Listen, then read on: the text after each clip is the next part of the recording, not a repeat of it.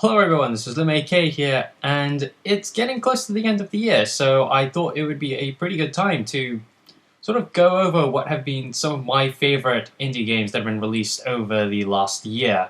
Now, we could have a big debate on what actually constitutes an indie game and what doesn't, but that's actually not useful or relevant to this particular list because it is my personal top 5 indie games that have been released over the last year, which unfortunately has meant that I have dropped some pretty fantastic indie games from this list.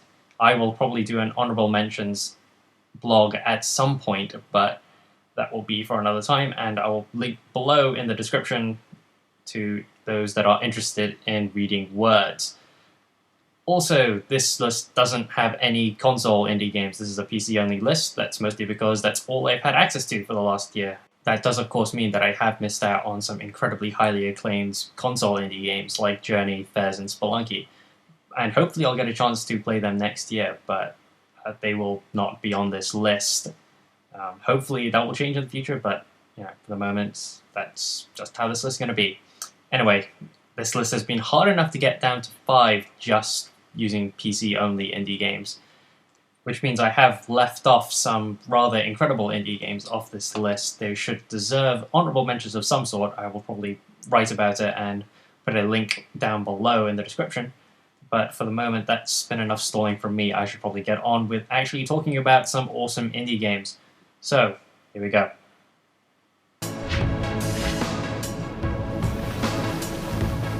In the number 5 slot, we have Dust Force. This was a platformer that was really all about getting really good times, going from the beginning of the level to the end, while also clearing up the entire level of leaves, dust, and whatever. And it was sort of like a weird idea for an art style. Like, hey, you're this janitor who is ultimately cleaning up the entire streets and trying to dodge spikes and fighting leaf-covered bears, because apparently that's kind of a thing.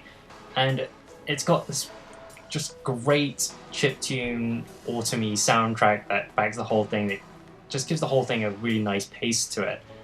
And I'm actually really amazed because A, I'm generally not very good at platformers, and B, I've actually managed to double S rank most of the normal levels to unlock most of the harder stuff. There's definitely a section of the game that I haven't been able to get to because, quite frankly, it's absolutely insane, some of the levels, that are just really brutal. And the fact that there are leaderboards just let you see that there are really amazing people that have gotten ridiculously good at this game.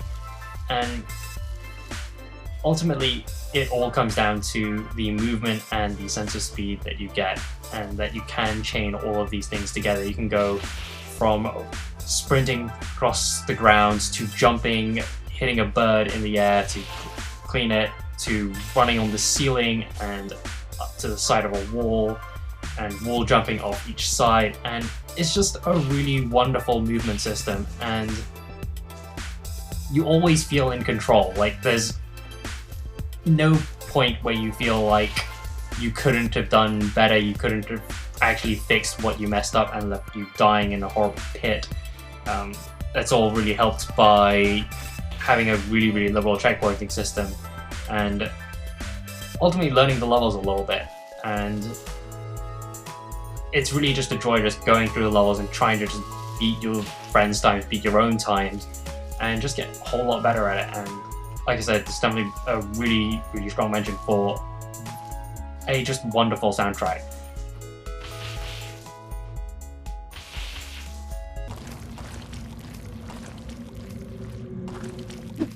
In number 4, we have Legend of Grimrock. This is a fairly old-school style dungeon crawler, and it's just a delightful game. There haven't been many games of this style for a very long time, and this is just wonderful. It just throws you into this dark, dank dungeon and says, try to survive and don't get brutally murdered by many things like giant snails or traps or fire or starve to death. And it definitely eases you into the whole concept of the dungeon, because the whole first level is pretty much fairly tutorial going. It sort of teaches you the basic concepts of, hey, look, there are hidden buttons around that open secret doors, there are things like torches that activate things, and yeah, it's a fairly nice way of introducing people into this whole concept of dungeon crawlers, which I haven't had much exposure to until this. And eventually it leads to the point where you try and activate things and see what happens, and sometimes you find access to a hidden door. Other times you find that that hidden door was hiding a whole bunch of zombie legionnaires that were going to stab you, or that it's going to set you on fire now. And part of what makes this dungeon crawler so great is that there's a really good mix of puzzles and monsters for you to fight. And the puzzles all have logical solutions. There's no like trial and error. It's very much you can figure out a solution. It'll take you a little bit of figuring out. Okay, I say there's no trial and error. There is a little bit of trial and error, but it's not like you're sort of bumbling around. It's you trying to figure out like what paths lead where, and then figuring out with that information how to solve the puzzles you've been given. There are definitely parts of the game that feel like it's sort of purposefully designed to be mean, but in some ways that's part of the charm of the game, that it's constantly trying to make you be afraid. It's making sure that you conserve your resources, like making sure that you're going to be pretty careful with what items you use and when, and it feels in some ways that the dungeon itself is trying to murder you, and for what Legend of Grimrock is trying to do, it's just kind of a wonderful thing that you get that feeling pretty quickly.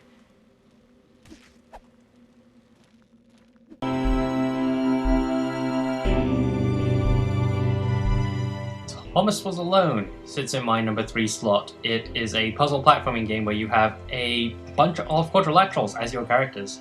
And the real wonder of Thomas is that it does so much with so little, and for the most part it does this through some really excellent narration and some really great music that goes along with it that changes and morphs as you progress through the game. And it's really strange that it's a game that makes you care so much for what amounts to really, really sort of blocks that move around, and it does a lot to give each one of these guys a really distinct personality, from the note-taking, kind of obsessive and curious Thomas to the big-headed John who just wants to show off every now and then to show that he's kind of superior because he can jump really, really high compared to all the rest of them.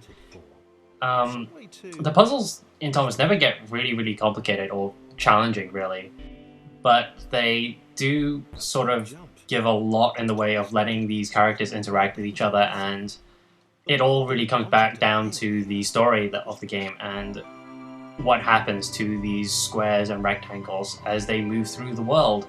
And it changes and gets more complicated, sometimes becomes deadly, and it's a story that's definitely worth seeing and taking a look at.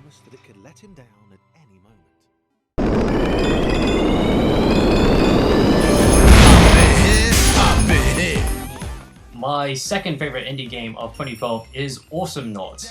I've played quite a few MOBA-style games over the last few years, and for the most part they haven't really caught me in a way that I really enjoyed, but Awesome Noughts is this wonderful Saturday morning cartoon vibe and has given us one of the best intros to any game ever, and if you haven't seen it, you should definitely go look it up. And the game itself is just a wonderful take on what you can do with the genre beyond mimicking what Dota has done for quite a while, with back to the original mod for Warcraft 3. And it's just not nearly as intimidating a game as Dota or League of Legends. A lot of that has to do with how it deals with the shop, and that you deal with loadouts before you start a game, and then that becomes what you can buy from the shop, and you get money from fighting creeps, fighting the enemy mobs, and killing other players, and then you go buy that on upgrading your character using that loadout. And how you build up that loadout does impact how you play that particular character, and each one of the characters is actually really, really distinct and quite different from each other. I mean, some of them sort of fill the same roles, like some of them are a little bit more tanky than the others are a bit more like stealthy and a bit more oriented around sort of sneaking up and then doing lots and lots of damage to another player, or trying to get them when they're low on health and trying to retreat back to their base to get more health and maybe to go get some upgrades. And it just feels like there's much more immediate skill required with awesome notes than is demanded of you from something like Dota. Like, it's a very specialized skill set that you need when you're actually playing Dota or League of Legends, like learning how to last hit guys, like things like jungling, like proper timings, what items are put with others. That's not present here, and it doesn't make it any worse. It actually makes it a lot easier to get into, and instead of all of that, you have a lot more skill required in terms of just pure movement. Like, you actually need to aim your shots. If you're a ranged character, you need to actually being half decent at platforming in order to get around the level very, very quickly and trying to chase down your opponents. Like, that's all really, really important.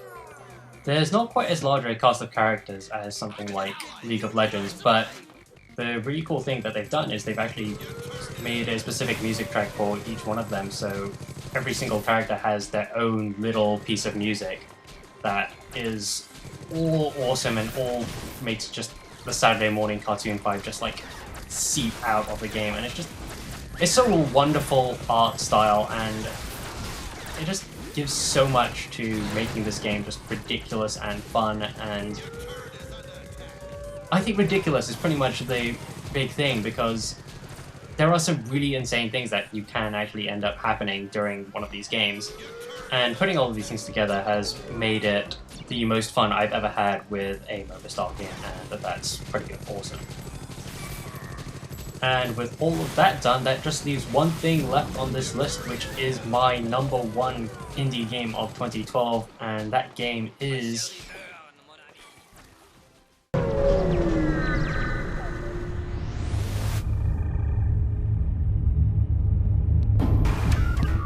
FTL, Faster Than Light.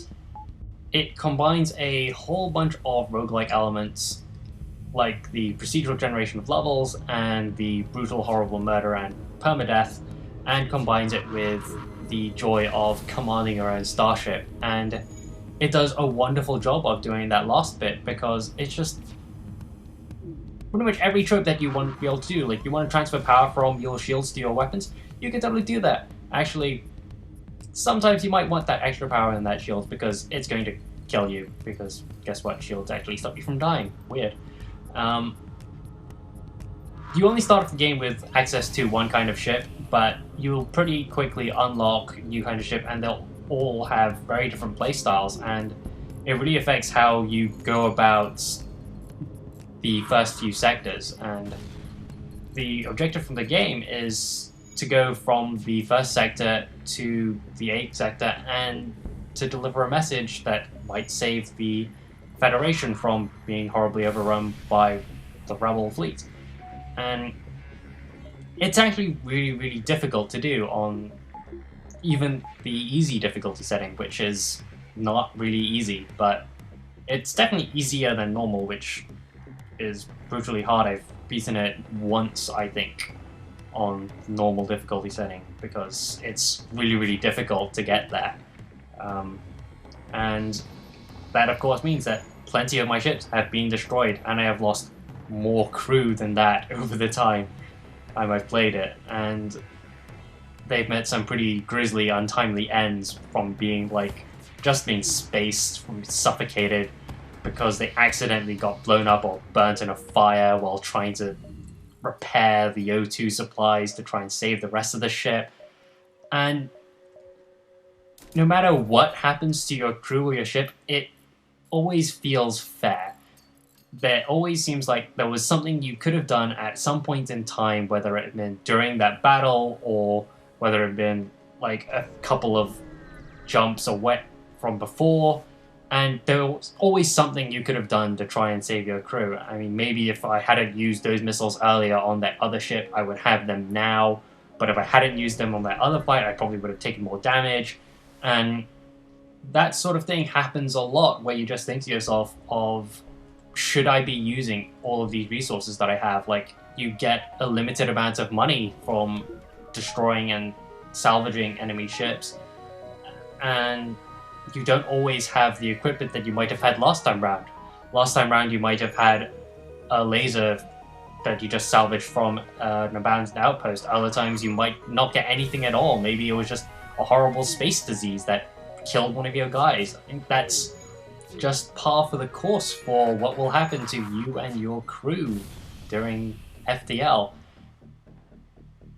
It also has a wonderful pixel art style to go with the entire game, and also a fantastic soundtrack that backs the whole thing. And it's actually a lot of music throughout the entire game for something that's most part won't actually take you that long to get you from the start to the finish.